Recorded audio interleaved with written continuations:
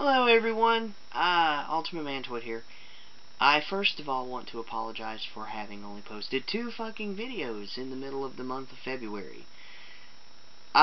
It's been not my month at all. I had to help my family out a lot at the start of February. Had to take a break, and then I got sick. And then I posted 2 videos, and then I got busy again helping my family with some stuff. And then I went to a convention, and then I got sick again. I'm just now getting over this stuff. You can probably hear it just a little bit still lingering in my voice. I lost my voice completely by Monday morning of this week. Got it back somewhat Tuesday, and then lost it completely again on Wednesday. So I'm still trying to get all of that back. So hopefully you guys are still there to watch. What I'm going to do is this is my 2,000 subscribers special video announcement. I got 2,000 subscribers at the start of February, like on the 4th or 5th. I gotta go check my messages to find out what day everybody started saying congrats on 2,000 subs. And I'm kind of caught with my pants down on this one. I wasn't expecting 2,000. I wasn't... the only thing I have planned for 2,000 subs is this video and something else I'll mention here in a moment. I was going to do something else. I was going to do another FAQ, but I'm not. I couldn't even keep the schedule with the second one, which is in production hell for some very complicated reasons. I don't want to go into that. It's painful. Between video footage going missing for no reason, files getting corrupted.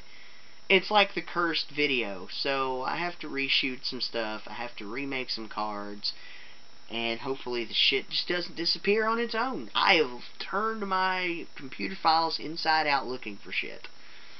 But that's the short version of what's happened to that video.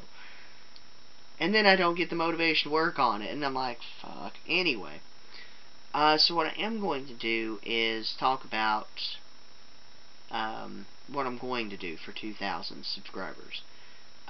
First and foremost, I'm going to start a special Let's Play of a game that I have yet to beat, that is sadistically hard. And, I mean, I have not beaten this game because it's sadistically hard. You guys know that I am a huge fan of, you know, good old-fashioned tough video game. And, this is no exception. I'm not going to spoil what it is. You'll know what it is when I post that part 1. And you guys will be like, oh my god, he's actually going to play that? Yeah, I am. So there's that. The other thing I want to do is I want to have a moment of real talk here. Just since it's 2,000 subscribers, I thought I would actually share a story with you that kind of changed the course of how my life went. It changed it. I've got something to drink because I still don't have 100% voice, but just bear with me. And it's raspberry Coke, by the way, which is so good. Anyway, so I've been asked a couple times, you know, what got you into speedrunning? Why do you do it? Well, to answer those, I will tell you a little story. I don't do it for fame. I don't do it to make friends. I do it as a personal achievement to myself. But speedrunning, it fell into my lap. It wasn't something I sat down one day and said, hey, I'm going to learn how to speedrun a game. I'm going to learn this game.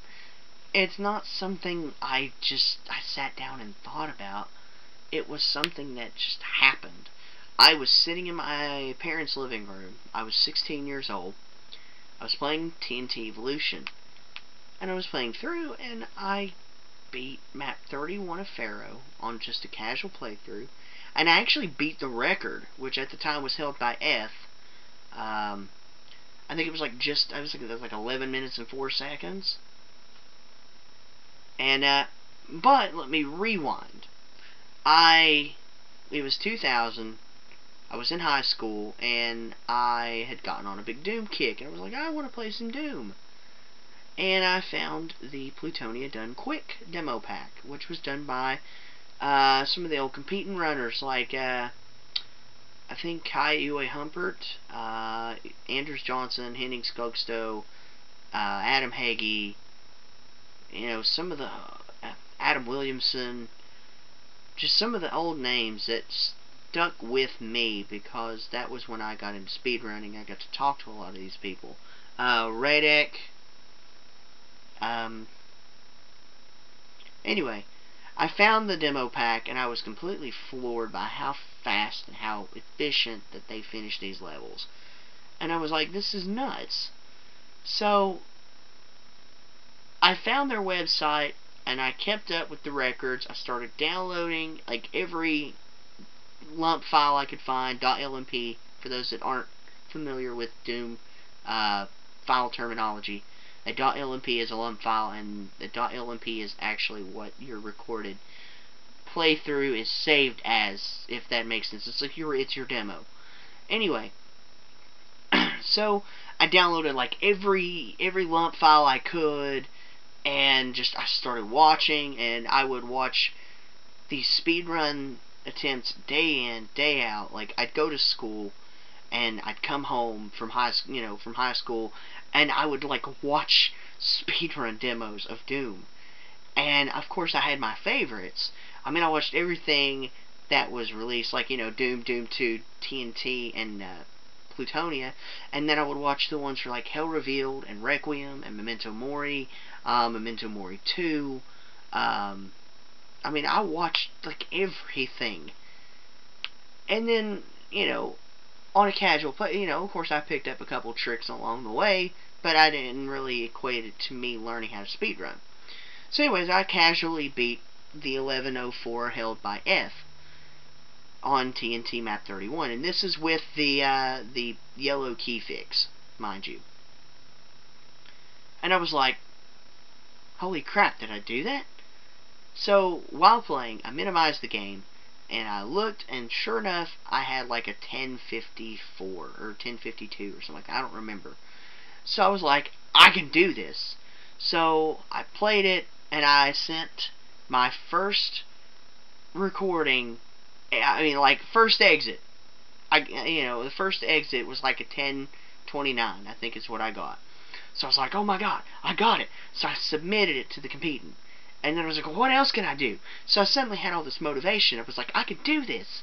So I was really excited and just really eager to keep trying and keep going and see how much I could go, how much more I could beat. And then I submitted a 20-minute respawn for map 31 of Plutonia, or not Plutonia, map 31 of TNT. And that's probably the single most embarrassing thing I have ever done as far as speedruns go, because I thought it was, you had to kill every enemy in the level once under respawn rules. So it took me 20 minutes, and I had like 176% kills. Oh god, how I was wrong. I think Anders is the one that sent me a message and said, hey, you don't need to kill everything. You just have to get 100% kills. In fact, I could probably try and pull up the old competing forums and find that message. I'm pretty sure it was Anders. But, needless to say, I decided to try again. I got a 14-minute exit, which was, a lot better. For those that don't know, my first ever competing submission is on my channel with commentary, and the current world record for the same map on Respawn is 327 on my channel. You can watch it. I think you can click my name and dig through my videos. So anyway, This is all backstory as to why I got into speedrunning. Like I said, it just kind of fell into my lap. So, I would get in from school, and I was not the popular kid at all. Like, I had friends, but I was not the popular kid. Like, in middle school, I got bullied, I got name called, I got teased, I got shoved into lockers, I had a crush on a really popular girl, and so I said something to her about it, and then I was ridiculed by the entire school because I wasn't cool enough to date this person. What else? High school wasn't much better. People told me that my opinion didn't matter. People would tell me to shut up if I tried to say anything. People would call me retarded. All sorts of stuff. And I know, to this day, I remember the people that made fun of me, and I hold a grudge towards all of them, actually, except for one. And that's a very special circumstance because she's come to me and we've reconciled everything, and we've started off on a fresh step, so to speak. So, anyway. So I'd come in from school after having a shitty day, as usual, and I would put some music into my stereo. It had 3 CD cycles, so I'd put, Eminem or Korn or System of a Down or just, whoever. I think it Disturbed as well. I can't remember. Yeah, they were around in, yeah. So, Drowning Pool, just different bands. I just throw them in there and put it on shuffle all, and I'd play Doom. And that was what I did. And so, one thing led to another, and Doom kind of became an outlet, which I really needed one, because when I was 15, I went through a really dark, depressed phase. Well, I can't really call it a phase, because I still don't have, like, the best self-esteem, the best ways of handling my self-esteem, rather. Because, like, I'm very hard on myself. I always have been. And, I've always been like, well, I can't do this, and I'm not good enough for that, and, of course, I still say that to this day, but that's irrelevant. When I was 15, though, I had a moment where I was talking about killing myself. And so, of course, my guidance counselor at school found out, my parents found out, doctors found out, and then I ended up in a mental institution for like a week. Well, I can't call it a mental institution, that's not right. I ended up in a hospital, I guess a mental hospital would be the more appropriate term.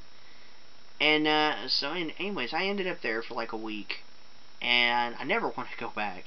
But I'm not medicated, and I'm pretty good about keeping my emotions in check now. It's been a learning experience, but anyway, so Doom became an outlet. So, I'd have a bad day at school, I'd load up Doom, I'd fucking blow up some imps and chainsaw some demons and cacodemons, and as I kept playing, I got better. Of course,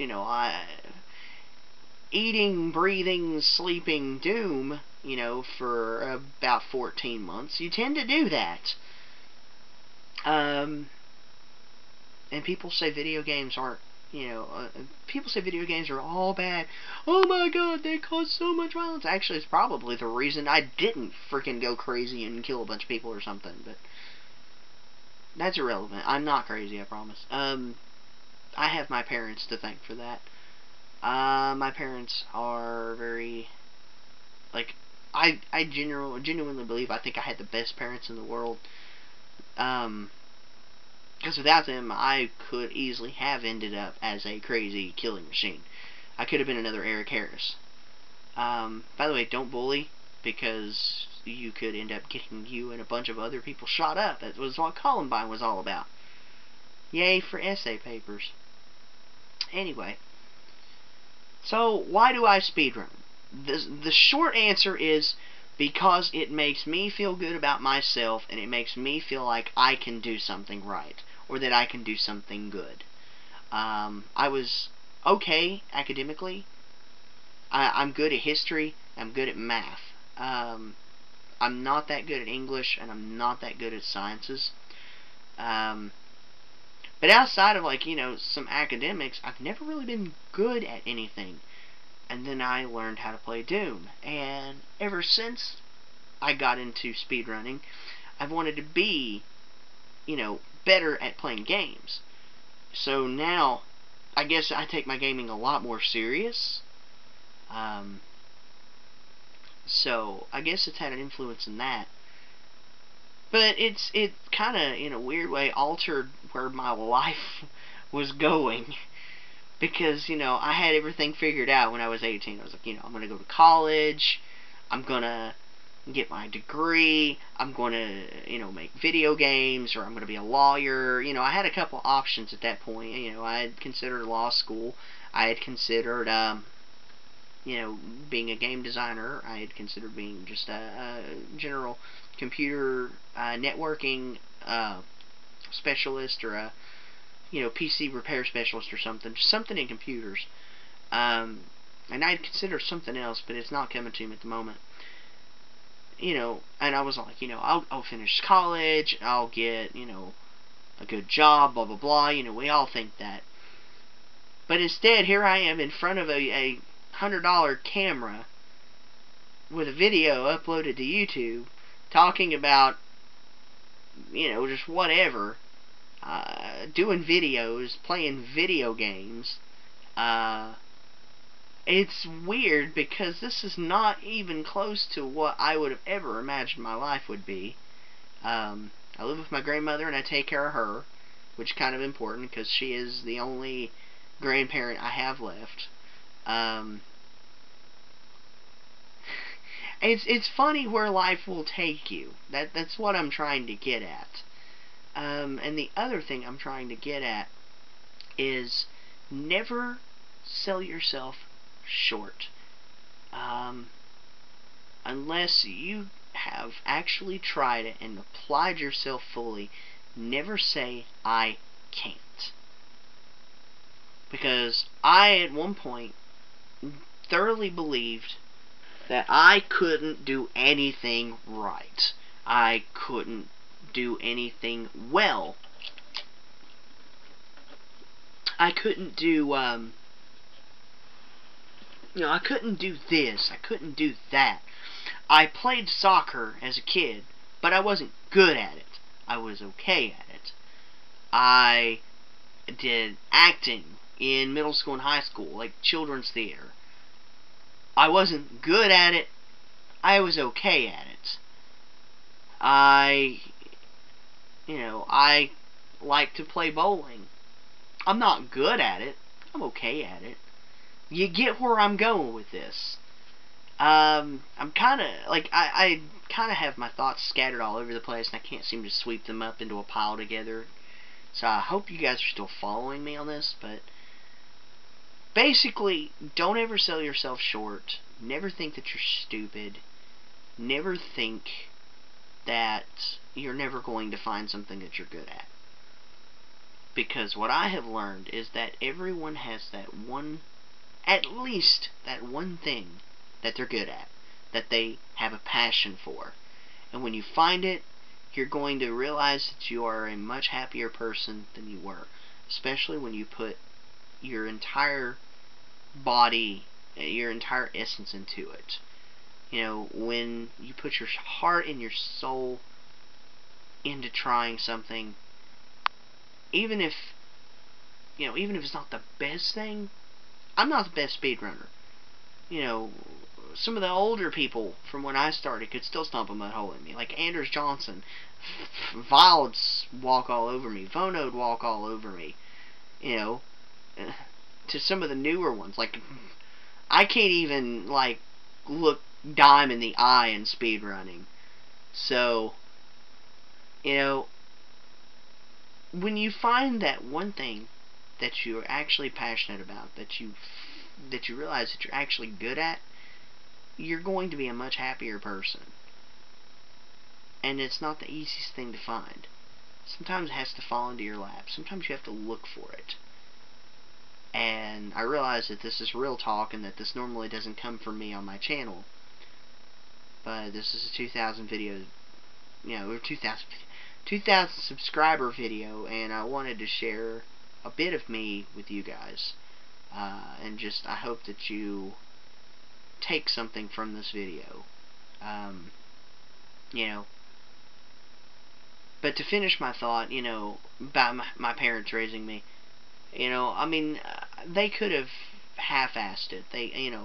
I could have ended up being like a bigot or a racist. I could have ended up as a criminal, like a child molester or a murderer or a psychopath or a rapist. I mean, I could have been any number of things. It's all about your environment, how well you're raised. Parents have power. Your parents have most of the power in the world to make or break you as a person. And it's scary when you think about it.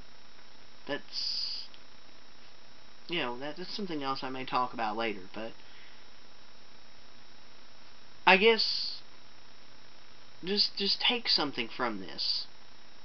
I guess, if there is anything to take from it, I hope that it's that it makes you realize that nobody should ever feel like they're useless. Nobody should ever feel like they're unimportant. No one should ever feel like they can't do anything. Because everyone has at least that one thing that they're good at. And it may take them a while to find it. They may have to look for it. It may not fall into their lap.